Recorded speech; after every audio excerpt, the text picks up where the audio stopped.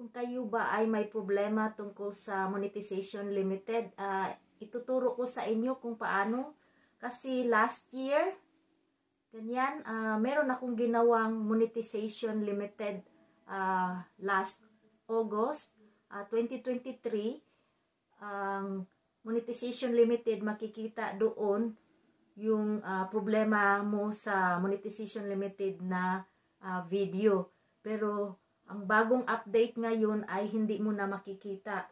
So, ituturo ko sa inyo kung paano siya gawin step by step. So, sundan nyo na lang ako.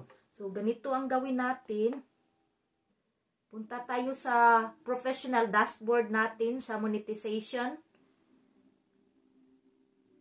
Papakita ko sa inyo yung, tingnan ninyo yung stars ko. Monetization limited siya. Sa ads on reels din, at saka sa in-stream ads.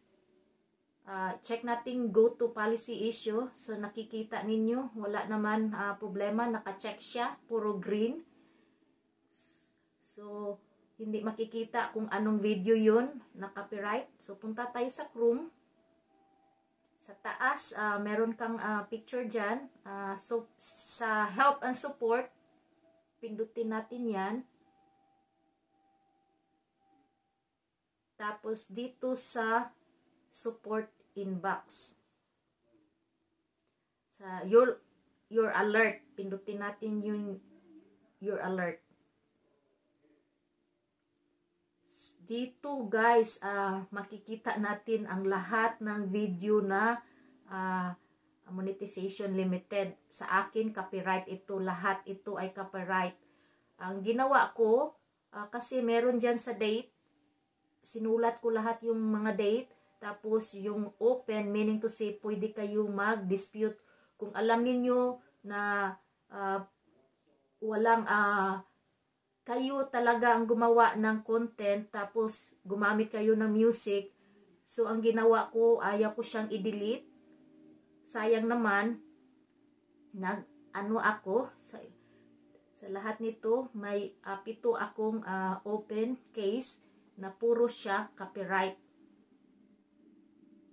Ayan. So, ang gagawin ko nito guys, ay mag-submit ako ng dispute. So, yung open na to, i-click natin yan. So, itong video na ito ay copyright. So, i-click natin yung see details. Ayan.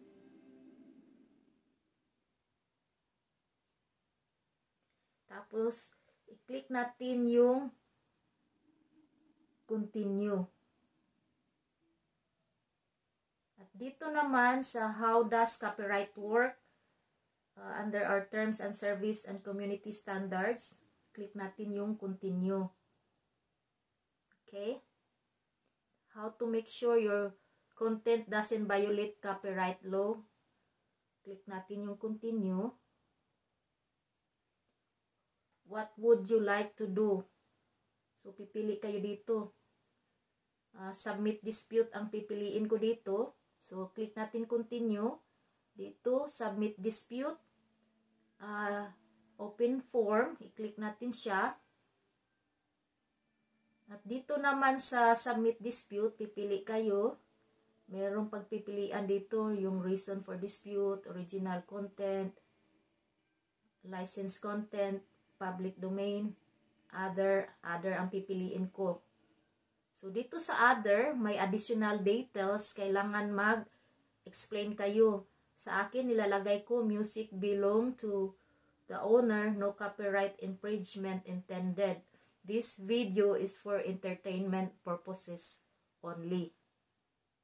So, pagkatapos ninyong niyan, type, I understand that by submitting this dispute, I gave the rights owner permission to view my video. So, check natin yung box.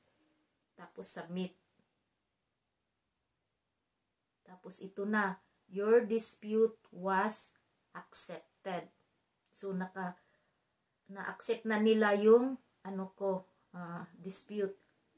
So, dispute accepted na itong video na ito. So, balik tayo sa your alerts. So, lahat dito guys, repeat nyo lang yung lahat-lahat na kung alam ninyo sa inyo yung content, wala kayong na-violate, music lang ang nagamit ninyo, ganun din ang step ang gagawin ninyo, lahat-lahat.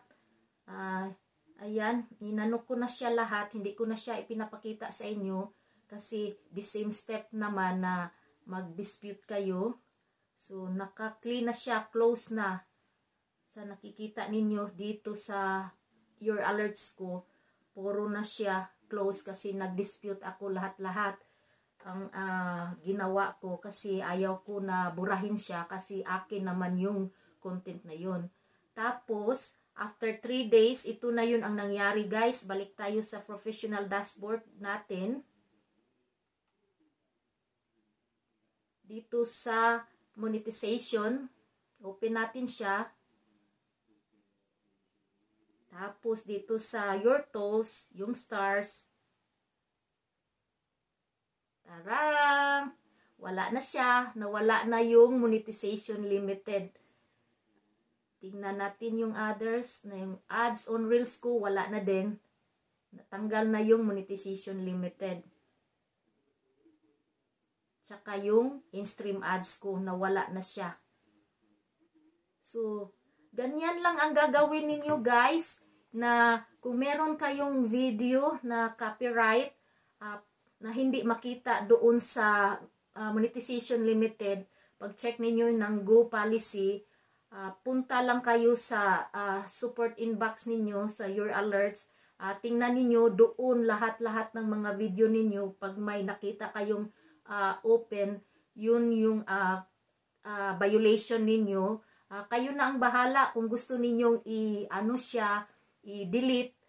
Pwede ninyong i-delete siya kung gusto ninyo. Sa akin, hindi ko na dinelete kasi gusto ko na hindi yun ma-delete kasi akin naman yung content na yun. Gumamit lang ako ng music sa kanila. Sana guys, sa video ito, meron kayong natutunan. Kasi meron maraming nagko-comment doon sa luma kong videos sa monetization limited kung paano effect sa last year. Ito na yun ang video na kasagutan sa inyo. Kung nagustuhan ninyo ang video ito, paki-share naman sa iba para naman tayo makatulong sa kanila. At comment lang kayo. At don't forget to give this video a thumbs up kung nagustuhan ninyo. And please, before ending this video, don't forget to subscribe kung bago lang kayo sa channel ko. Ito yung channel ko sa YouTube, Angel May, Bisaya American. Thank you so much guys. Good night. Bye-bye.